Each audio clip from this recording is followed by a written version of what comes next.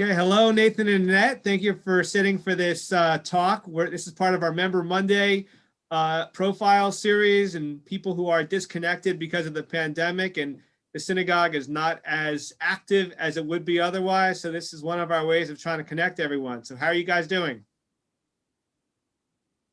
Doing well, thank you. Thanks for having us. Everything considered, we're doing good. Good, good, good. Glad to hear it. So you guys are very well known here in Richmond for your participation and leadership within the Federation and various Jewish community nonprofits. So if you can tell our audience a little bit about what got you involved in Federation and why it's so meaningful for you and why you've stuck with it over the years for such a long time. Whoever wants to start, go ahead. You go first. Sure. I grew up in a house where my parents were very involved in community and many different things. And so just really expected that was something I would do, and something I wanted to do was to get involved and give back to community. Particularly Federation, I feel very strongly about the organization and the commitment that the Federation has to our community and to the greater community. And I feel through the work there, we really have an opportunity to touch so many people and help so many people really on a big scale. And so it's just stayed important because I think the work has really proven to make a difference for us here in our community, for our kids, for our grandkids, and for people in Richmond. Sounds good. What about you, Nathan? So You've gotten involved nationally, well, right? yeah, fortunately, but kind of the same reason Nannette was involved. My family was involved, my parents, my grandparents were all involved in the local synagogue. There was no Federation or JCC in Raleigh. When I moved here, I just continued. Well, I was in BBYO and I was an advisor, and that's actually how we met. So it's from 13 years old, have been involved in some form of organization in the Jewish world. Federation, as Nannette said, we're kind of the central fundraising arm. So we are the gathering place of what people need in the community, whether it's a synagogue, whether it's an agency, whether it's RTA, Best Shalom Home. Everybody knows they can come to that central spot of senior leadership to help them in some form or fashion. So it sounds like, it sounds like BBYO and you guys met. So to a great extent, your communal involvement kind of gave you a lot of what you have today, and you're giving back in that way over all these years as well. Correct. Yeah, absolutely. Correct. Absolutely. For sure. And I guess if you could tell us a little bit about what your backgrounds are professionally, what have you been involved with? And then we'll kind of go on from there to talk about how that relates to the nonprofit work. So tell us a little bit about yourselves professionally, if you can. Sure. So I started my professional career working in my family business. We had retail stores throughout Virginia. When we closed the stores, I fell into working as a mortgage broker for 16 years. It was a great profession, and always had volunteered throughout all that time for different things in the community. And at that point, really decided that it was time to pick a career, and I decided I wanted to go work professionally in the nonprofit world. So I ended up at American Heart Association doing national fundraising for them. Love that, but needed a change and ended up working, moving to a part-time position with the Cameron K. Gallagher Foundation. That position quickly grew into a full-time position. And at that point, about 3 years ago, I ended up going out on my own doing consulting. So now I consult for nonprofits and using my business skills and my nonprofit experience, advising nonprofits on how to be better and excel at their fundraising. For 38 years, I've done commercial real estate, mainly on the retail side of things, where we help people like Dunkin' Donuts, Popeye's Chicken, Rio Car Wash, retailers handle their expansion plans throughout Virginia, not just the Richmond market. We also involved in shopping center development, sales, leasing, management. So interestingly enough, I've met a lot of people in that industry who are Jewish, who I have connections with through the National Federation, through a bunch of different organizations. And the outreach that actually gives us that common thread when we get together is really interesting. I can sit and talk with my partner in Houston, who's got a retail real estate group, about the floods that damaged and ravaged that whole community. Right. because we have that connection of Federation and JTC. Yeah. So Nathan, I mean, it's very interesting. You've been your whole professional life in the for-profit world, and Nannette, you've had both of these kinds of experiences. So Nannette, how do they compare, and what have you kind of been able to blend together in terms of your skills and in terms of learning from one genre of work professionally to this other genre? You know, it's interesting. All of my professional positions dealt in areas where there were life events, emotional events, whether it been our business was bridal and formal wear, so very emotional and very high energy. And then as I went to the mortgage business, also a stressful sort of life change. And then in American Heart, obviously dealing in health. And so while my professional world really gave me a lot of skills that I could apply to the nonprofit world, also working in those really high pressured, very intense fields, I think gave me a lot of perspective in the nonprofit world. And really what I do today is I work with a nonprofit, and I always say that we're going to approach their fundraising with the mission and lead with the mission. But at the end of the day, it's a business and they're spending community dollars, not their own. And so they have a different obligation. And so I think that's my business skills coming in, allowing me to help them look at it from a much more strategic, organized, professional level. And certainly from the heart is very important, but they have an obligation to be fiscally responsible. And I use that a lot. And I guess, Nathan, kind of relatedly, but sometimes your nonprofit volunteer positions have been full-time jobs. They have really kind of taken over a lot of things, and maybe even provide more aggravation than your regular day job on occasion. So I guess, how has the real estate business helped you? What kind of skills have you taken from the real estate business? And if you can think of moments within Federation or other volunteer positions, whether nationally or locally, what specifically perhaps have you gained from your real estate involvement in terms of employing some of those skills for nonprofit involvement in terms of your volunteer position? I'd probably say I'm a professional negotiator.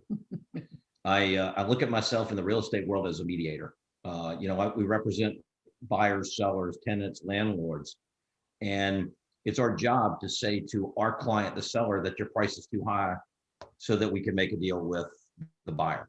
By being that mediator, I've been able to transfer that in the not-for-profit world in the board situations, in getting a board to understand and the nuts and bolts of a situation. There's no question we've had some tough times over the years with the different volunteer aspects of what we've done.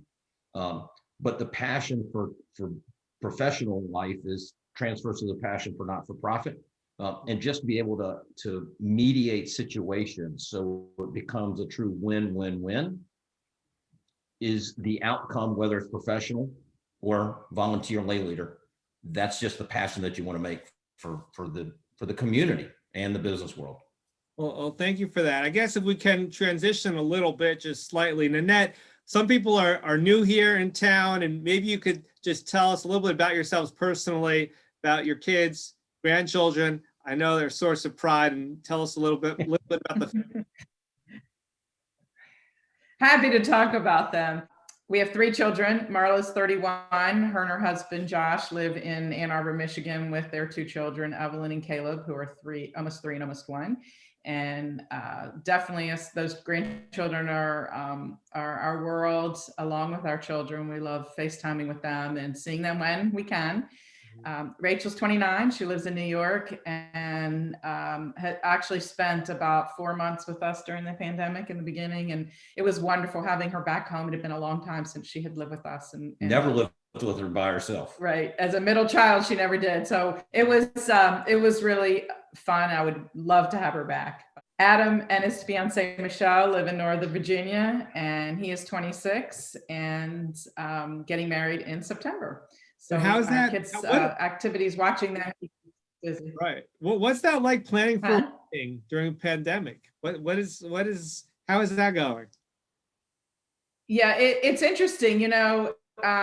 I'm a planner, so part of it is very difficult because we don't know what it's going to be. They decided when they got engaged during COVID that they were going to get married no matter what in September, and whether it's 10 people or 50 people or 100 people. And so planning with that in mind actually is a little easier than we have friends who are planning, do we plan the 200-person wedding? Do we wait? So on one hand, it's been a little easier, but we can't make certain decisions because we don't know if it's going to be either no one completely shut down, which I doubt, or just the immediate family and you, or a little extended group. And so it's good. It's fine. I love planning events, so I'm the helper. I'm not actually, they're planning it, and I'm doing a lot of legwork here. It's going to be here in Richmond, so I'm helping, doing a lot of the legwork here. Speaking of the pandemic, so what have you guys been doing to kind of keep your sanity, maintain your sanity? We've been asking a lot of guests this question during the virus period here, the last difficult 10 months or so. Yeah. We moved right in the beginning of this. We moved at the end of March, beginning of April. And I think if we look back, we sort of had to pretend things weren't really falling apart around us because we had no choice. We had to move. We were under contract. We'd sold our house, and so for the very beginning, we obviously it was an issue for us, but we sort of had to focus on this and not focus on that. And then as we got settled, I think we focused a lot on settling in and doing a lot of buying online for the house, which wasn't normally the way I do things. And I jokingly say, like, neither of us really picked up any of those things people say. I became a great cook, or I got an extra degree, or I read, 50 books, or in a new language. We didn't do that, but we caught up on a lot of series. We've watched a lot of television. We've exercised more together. What else? Well, we have been extremely busy on the real estate side. And I've been going to the office. Our office is not open, but I have been going in. We moved our office as well in November. So because the professional side has been a huge distraction for me, because my clients are still active in opening new locations. The one thing we did get to do was actually spend more time with the kids in Ann Arbor and the grandkids, because they were more quarantined than we weren't going anywhere. So we actually made 3 trips up there in August and Thanksgiving, and at the end of the year, driving there. It's an easy drive where we could quarantine here, drive there, and then spend at least a week plus time with them. I guess, but on the kids, by the way. What's that? Well, I was going to say on the kids, and you talk about how we got involved was through our parents and grandparents. All the kids are involved. Marla's on the executive board and treasurer of the Ann Arbor Federation. Josh is on the day school board and the JCC board. Wow. Rachel is an advisor for BBYO in New York and involved in Federation. And Adam and Michelle met at a Shabbat dinner at Chabad at Hillel when she was a senior in college. I was going to ask you about that. Raising a family in Richmond, raising a Jewish family. What was that challenge like, kind of looking back on those childhood years? And, what kind of strategies did you use to try to keep them connected, which is a relatively small Jewish community and a pretty secular environment? And what was that like? And looking back on that, what things kind of worked, and what were you trying to accomplish? It's a great question. And I always knew, I didn't go to RTA, my sister did, but we knew when we first got married that we would want our kids to go there, because we know growing up in Richmond, you have to work to be Jewish. And if you want it to be the central part of your life, you have to make it that way. Unlike, I went to University of Maryland, any given class, everyone I was sitting around happened to be Jewish, and you could create that connection. But what we knew very young, it wasn't going to happen here, just because of the way I grew up at going to Richmond City Public Schools and going to Hebrew school, and BBYO was a huge part of my life. We knew that we had to make that. And so sending them to day school was very, very important. The girls went through 8th grade, Adam went through 5th grade. And I think that was crucial for us to help ensure that they were taught the things that we weren't taught as children, or we are still learning, and we learned from them. But I felt like it was important for them to do the dance and the soccer and the baseball, but also have those Jewish things in their lives. The youth group, BBYO, whatever we could make sure they were involved in that kept them within the Jewish community was really important. And, like anything, we wanted to give them everything we could, and they make choices about their lives later Right. on with all the information. And Yeah, I guess, the JCC was an important part too, because they did preschool at the JCC. So they grew up at the JCC. They saw my involvement. They knew their mother was in preschool at the JCC. So that was their second home. Adam would walk in anywhere and think, it's the joint, but they would all feel very comfortable in their skin, in that environment, in their skin as a Jew, and having the Shabbat dinner. And it's like Nannette said, with RTA, that just gave them an even stronger base of knowledge and a foundation, so they would know how they wanted to live as a Jewish adult, as opposed to what we may want to impose upon them or would have wanted them to do. It gave them the base to do that, and that was just a solid foundation that they were able to get there. That's really great. And what about Israel? Because I know in all of your volunteering, you've made an Israel a focal point in a lot of your kind of programs and contributions. And even for your family, have very close connection to Israel. What kind of fostered that relationship and that interest, and how has that played a role over the years? A very important role for us. My parents, when I was young, made their first trip to Israel, and it became a focal point for them. My dad became very involved in bringing the Israeli Scout caravans to Richmond, which besides COVID still do come to Richmond. And we had friendships going back to when I was 16. 40 years. Thank you. Then when I was 16. That told your age. It's fine. To people that we still keep in touch with. Also have friends that live here, people I grew up with that live in Israel, friends that we made as adults that live in Israel. And so Israel was always very important. I went in high school, and then Nathan and I actually spent a summer there. And as a result of that, we decided we were going to get married. So that was good. That was a realization that summer that we knew this was something we wanted. But it was also very important for our kids to go and for us to take them. And we took them in the summer of 2006. And going as a family, I had gone my first time with new friends, and through youth group through BBYO, but taking them as a family, we still laugh about some of the memories that we have on that trip. And it's a huge part. That feeling of the love for Israel and the support for Israel, I believe, runs through all of our children as well as us, and it continues. And my friends who were KBI members, the Steins who live there, we talked for an hour and a half the other day, and again today for an hour.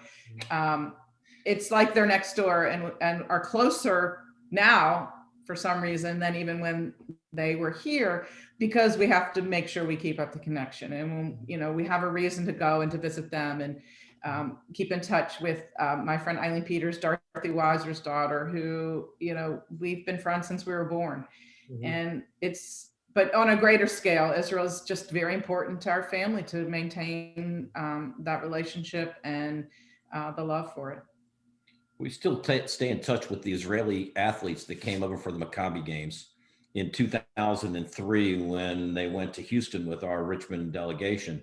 I still follow those 2 or 3 of those people now, and their chaperone that came with them, we would try to see when we go to Israel. That's 17 years later. Yeah, I think, Nathan, you're kind of known as Mr. Maccabi a little bit here, kind of before I got here, but that legacy kind of lives on. But I guess it would be real interesting. We would be remiss if we didn't talk about your sports connection. I mean, your children have been so involved in sports, even more so than most people. Where does that come from? How did that happen? And if you can kind of detail for some people who don't know what your family is now involved with so extensively, traveling to St. Louis and Boston, New York, and all these different. So I'll attack that one.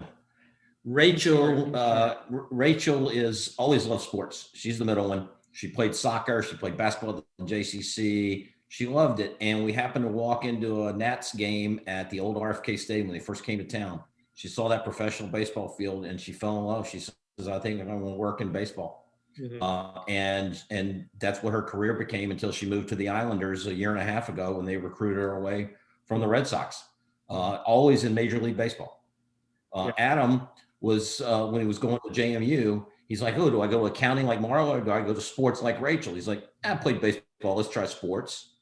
And his first job right out of college was with the Washington Nationals, and he's still there. He's a senior account executive.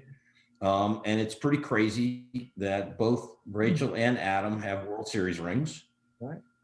And they Don't have forget both the stayed in their past. NLCS. Don't forget St. Louis. Yeah, it's a loser ring to the Red Sox. But Adam even more so. I mean, he always loved sports. All of them did, Marla included. They all played basketball at the JCC. They all always loved sports. So Nathan was very lucky to have two girls first who love sports and didn't have to count on Adam. But Adam didn't really know what he wanted to do, and he went to JMU and he toured. And you happened to meet a professor in the sports management department who happened to be Jewish. So again, making that connection. And I think sports was on his mind. I don't think accounting really ever was, but I don't think he knew what he wanted to do. And when he met that professor who really had an impact in just the short time that they met, and he knew he would have a friend at JMU who really he still stays in touch with, it's been a great career for him. You know, whether it'll be forever and as a career, who knows? I mean, Rachel's definitely invested into making this her career. But it was a great time for him to be at the Nationals. And those, for them, it's been hard during the pandemic. They're used to being out at the stadium and during the season, and it's been a very different experience. But I finally said, if I'm going to be a part of this family, I have to love sports. So I just threw in the towel and joined in, and really missed going to the games this past year and not being a part of an opening day or a playoff or whatever. So it has been a fun thing for our family to really enjoy and be a part of. And we feel very fortunate to have the opportunity to have gone to the playoffs and World Series. And and one of the culminations of the sports was last year when the Nats went to the World Series. Marla, Rachel, and Adam were all at the game together. And there was a picture of them at the World Series game, and sports meant so much. Everyone loved the Nationals. Marla's got the little Orioles in her now because of Josh, but they just loved that connection to the Washington Nationals, and the fact they all got to go to game one and be there together was just it was really cool for them, and even probably cooler for us. Yeah, I just happened to scroll across that picture of the three of them the other day, and it really made me smile because it really tied together that something that we all bond over. And Marla's still a Nationals fan. It's really unbelievable to think of how many victories there have been and championships in your family. It was a great Richmond Times-Dispatch article as well. Thank you. Those of you who had a chance to see that, or go look it up. But besides Maccabi games and arranging that tournament for Richmond and for all the related communities and partnerships there, are there any other moments or programs you look back on in terms of your volunteering within the Jewish community that you have, a special pride in, or a sense of accomplishment with any particular projects or programs? Sure, cooking latkes for the Jewish Food Festival for KBI. What else would there be, Rabbi? You set that one up. Waiting for that. Yeah, the money's on its way. Yeah, exactly. I think I could probably speak for both of us that any leadership role we've taken, we've gotten more out of personally in knowing that we've done a good thing for the community or tried to do a good thing for the community. And I think we feel like we've gotten more out of it than the organization did. And so there's a lot of pride in looking back and saying we were part of the growth of Richmond Jewish community. And there are different opportunities, but I think in general, I would probably speak for both of us. Yeah, it's hard to pinpoint one. I know a lot of people in the community talk about the Israel showcase or whatever. Israeli showcase is kind of being their thing. I would say the Maccabi for 3 years would be more mine than Nannette's, and certainly more mine than most of the community. But it's hard to put your finger on anything else because it's when you jump into it with a passion, you're not doing it for you. You're doing it for your family and for the community, and that's just the way we feel about all of our involvement. For profit. It's very impressive because there's a real theme here because you spoke about how Israel, in a sense, has given so much to you personally, and the youth group gave so much to you personally, and you've invested so much back into those entities. So I see a little bit of a running theme here, which is really great. And, a special thanks for everything you've done for Jewish Student Union and helping out local teenagers with that and giving back to that as well.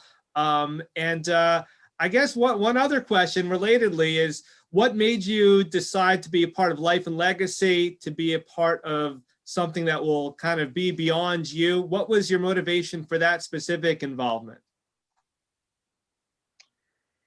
Yeah, it's a great question because I don't think we thought a lot about whether we would do it or not. And I think we just said we were going to do this because whether our kids end up here or our grandchildren end up here, this community gave us so much.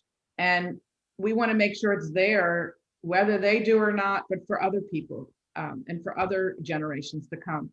We have so much to offer here, and we've grown so much, and our Jewish community is so unique that we want to help preserve it and help it grow. And so Life and Legacy for us was, I don't really believe we ever had a discussion about whether we were going to do it, but what we would do.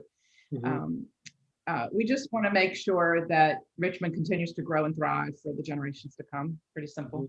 Well, and to add on that, having been campaign chair for Federation as well as past president, believe it or not, I love picking up the phone and calling donors and having the Jewish conversation with them and talking about what we do and why we do it and why should they give money. But realistically, the easiest gift that we get every year as a community is from endowment. Right. And that's not just us, that's every community, that's every college. And if we don't perpetuate that gift, then unfortunately, when we pass away, someone may not be able to just backfill our shoes financially. So if we have an endowment, it helps offset some of that situation. So by the way, the endowment can be as big or as little as you want. So from a plug perspective, Yeah, we've just commit for when you're gone, whether it's $100 or $100,000, it doesn't matter.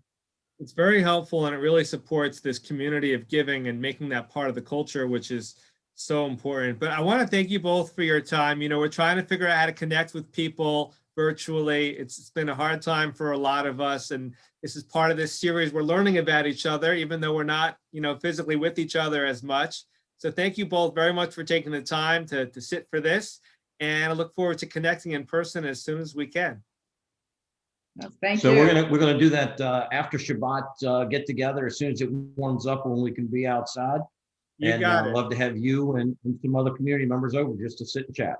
Yes, thanks very much. Thank you both. Thank Shabbat you. shalom. Have a Shabbat.